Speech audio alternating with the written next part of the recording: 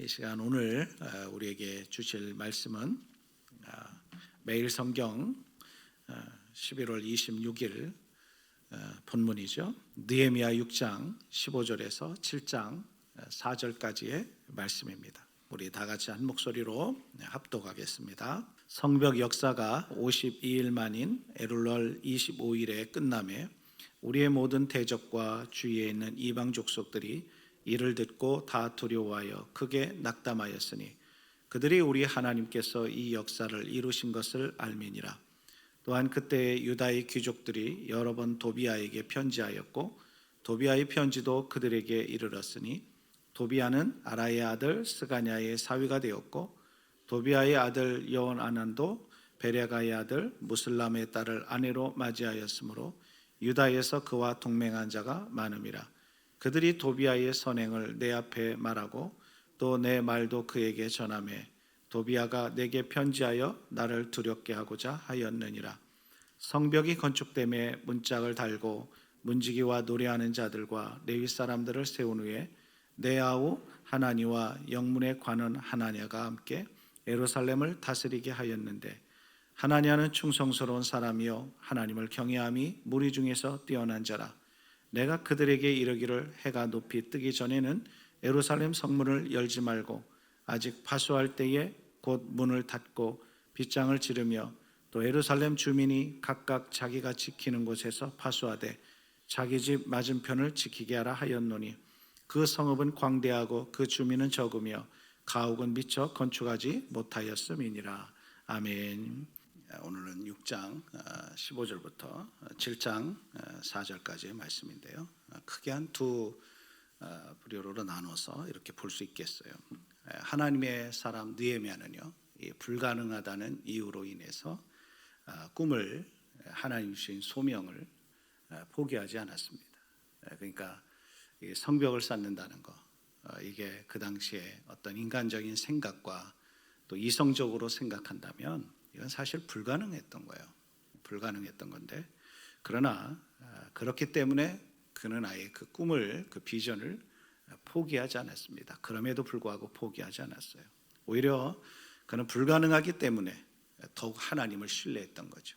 인간은 불가능하기 때문에 어렵지만 하나님은 불가능한 것이 없으시다. 그래서 하나님 앞에 작정하고 그는 간절히 금식하며 기도했던 것이고 그 기도 응답으로 성벽을 세울 수 있는 다시 건축할 수 있는 그런 길이 열렸던 거고 또 왕의 마음도 하나님이 움직여 주셔서 그렇게 할 수가 있었던 겁니다. 미국의 밥 존스 신학교를 세웠던 우리 밥 존스 목사님은 이런 유명한 말을 했습니다. 가장 뛰어난 능력은 신뢰할 수 있는 능력이다. 가장 뛰어난 능력은 신뢰할 수 있는 능력이다. 그러니까 하나님을 신뢰하는 마음이 능력이라는 거죠. 하나님을 의지할 수 있는 믿음이 능력이라는 겁니다. 그러니까 능력은 우리에게서 나오는 게 아니라 하나님에게서 나온다는 거죠. 자, 느헤미야는 대적의 위협과 이 방해 속에서 이 52일 만에 성벽을 완성합니다. 그러나 이 대적들의 위협은 여기서도 멈추질 않았어요. 성벽이 완성되었음에도 불구하고 완성됐으니까 드디어 안 되겠다. 우리가 그냥 가만히 있자, 깨갱하자. 이게 아니라 그들이 여기서 멈추지 않았습니다. 느헤미야 13장에 가서도 보면 여전히 도비아는 느헤미야를 위협하며 계속해서 문제를 일으키는 장면을 보게 됩니다. 계속해서 이 느헤미야의 도비아라는 사람이 나오는데 이 도비아는 세 가지 방향에서 느헤미야에게 영향을 미치고 계속해서 공격해 왔던 거죠. 첫째는 암몬 사람인 도비아예요. 암몬 사람이었어요. 근데 이 도비아는 유다의 유력한 지도자 이 스가냐의 딸과 결혼을 합니다. 그래서 결혼을 하고 마치 유대인처럼 행동을 해요. 자, 둘째, 도비아는 자신의 지위와 권력을 이용해서 유다의 부호들과 이 상거래를 하며 계속해서 자신의 어떤 영향력을 확대시켜 나갔던 거예요. 그리고 세 번째는 그는 자신의 가족들을 유다의 귀족과 결혼시킵니다. 그래서 혈연적으로 느헤미야를 계속해서 공격해 온 거죠. 이에 맞서 느헤미야는 이 대적들 때문에 이 성벽을 완성했음에도 불구하고 경계를 계속해서 늦추지 않았던 거예요. 그렇게 함과 동시에 이스라엘 백성들이 이 하나님의 백성으로 온전히 회복될 수 있도록 계속해서 지속적으로 느헤미야는 백성들을 격려하며 권면하고 계속해서 노력했던 겁니다. 자, 오늘 본문의 이 7장 1절부터 보면 첫 번째는 성문을 지키는 사람을 세웠음을 볼 수 있습니다. 이 도비아의 끊임없는 적들의 공격으로 인해서 첫 번째 성문을 지키는 사람을 세워요.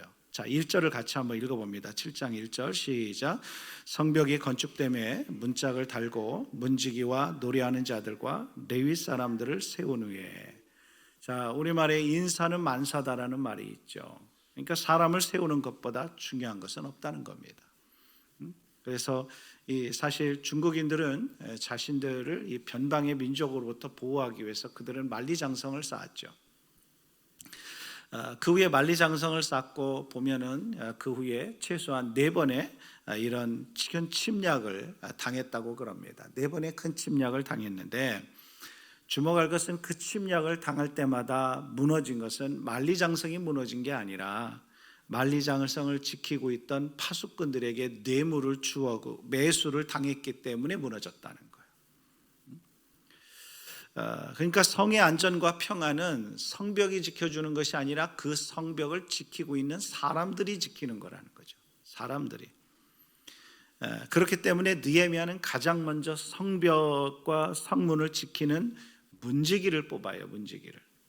그리고 그들이 사람을 살피게 하고 마땅히 들어와야 될 사람과 들어오지 말아야 될 사람을 분별하고 그렇게 가리면서 경계를 늦추지 않았다는 거예요. 그러니까 문지기가 매수당하면 그 성은 그냥 무너진 거예요. 그냥 무너지는 거죠. 문지기가 신실하지 못하면 그 성은 통째로 적에게 넘겨주는 겁니다. 그래서 사람이 중요한 거죠. 특별히 교회 안에서 영적인 일을 감당하는 사람일수록 더욱 그렇습니다. 담임 목회자는 더 말할 것도 없고요. 우리 부교육자도 마찬가지고 또한 교회에 우리 소그룹 리더, 마을장 목자도 그렇고 또 평신도 지도자들도 마찬가지고 팀의 팀장도 마찬가지고 특히 교회 안에서의 영적인 일을 감당하는 사람들은 더욱 그렇습니다. 한 부서, 한 소그룹을 담당하는 목장교회를 담당하는 그 목자가 영적으로 깨어있지 못하면 문을 열어주는 것과 비슷해요. 그만큼 여러분이 특별히 우리 교회 안에 우리 성문을 지키는 역할을 적에게 마귀에게 문을 열어주지 않도록 해주는 우리 한 사람 한 사람이 그렇게 중요한 겁니다.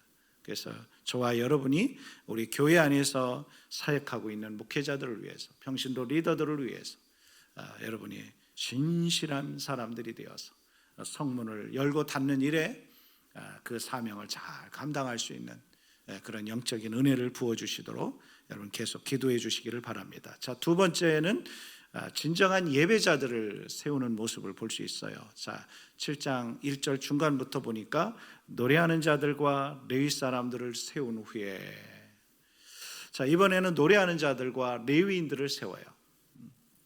느헤미야는 그러니까 예배의 능력을 아는 사람이었어요. 예배의 능력을 아는 사람입니다. 그러니까 예배 없는 모든 삶은, 예배 없는 삶은 모든 것을 잃어버린 삶이나 마찬가지라는 거죠. 우리는 예배 가운데 하나님을 만날 때만이 진정한 삶의 기쁨과 만족과 평안을 누리는 거죠. 여러분, 하나님께서 이스라엘 백성을 애굽에서 구원하셔서 40년 동안 광야에서 가르친 게 뭐였어요? 40년 동안 광야를 횡단하면서 가르친 것은 예배였습니다.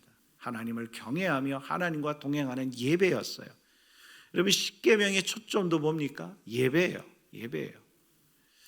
그리고 이스라엘 백성들이 거하는 진영의 구조도, 그러니까 성막을 중심으로 모든 진영을 구하는 12 지파가 4개 지파씩 이렇게 하는 것도 3개 지파씩 동서남북으로 그렇게 있는 것도 결국은 성막을 중심으로 그렇게 진영을 꾸렸다 이 말이죠.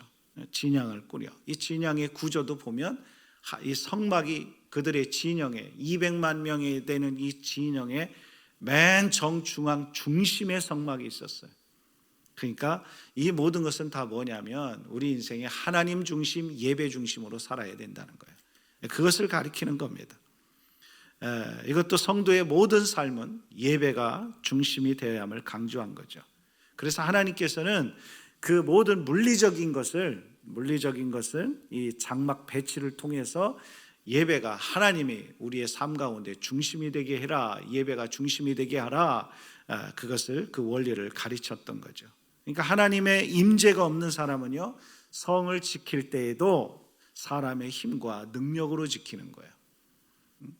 그러나 하나님의 임재가 있는 사람은 하나님이 그의 성도 지켜주십니다.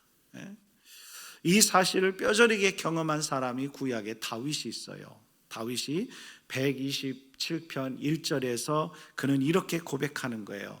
여호와께서 집을 세우지 아니하시면 세우는 자의 수고가 헛되며 여호와께서 성을 지키지 아니하시면 파수꾼의 깨어있음이 허사로다.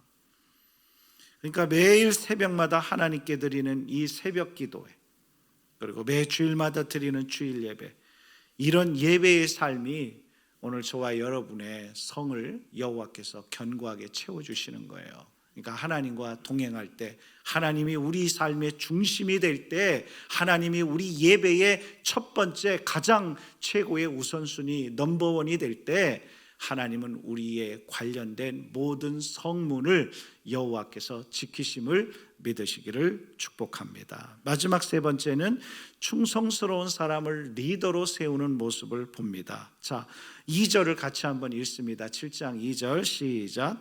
내 아우 하나니와 영문의 관원 하나니아가 함께 예루살렘을 다스리게 하였는데 하나니아는 충성스러운 사람이요 하나님을 경외함이 무리 중에서 뛰어난 자라. 그러니까 느헤미야가 이 행정의 책임자로 세운 하나니는 그의 동생이에요. 그러니까 그의 동생을 행정의 책임자로 세웠어요.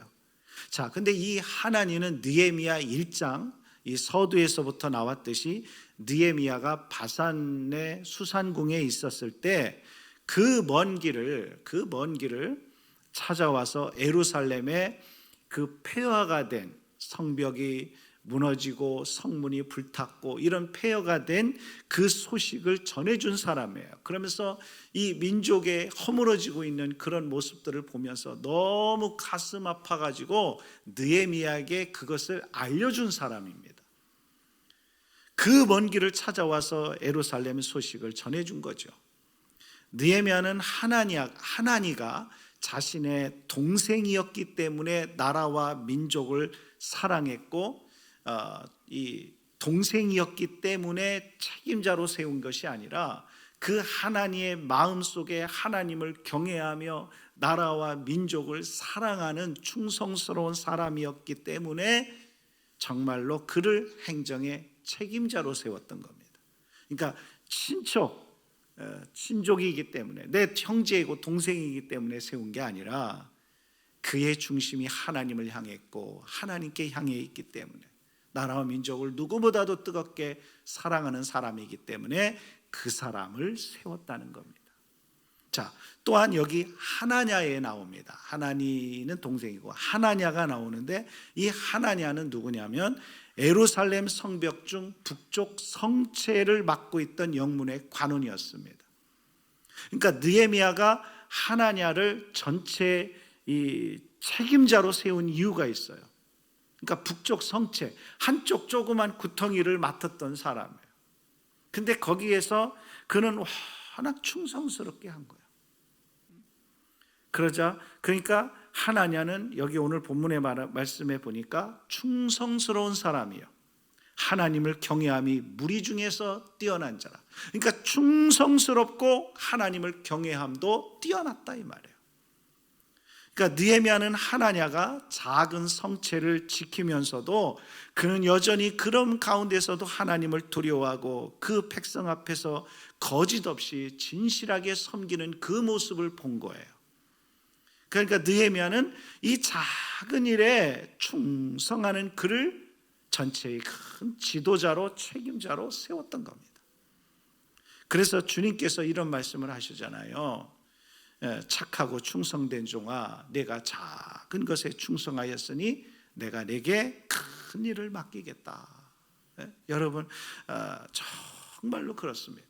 교회 안에서도 마찬가지고 회사에서도 마찬가지고, 여러분, 그냥 눈에 보이는 별것 아닌 것 같은 이런 작은 일에 하나님 앞에 충성할 때, 하나님께 최선을 다할 때, 하나님은 그런 사람을 점점 더 높여주시는 거예요.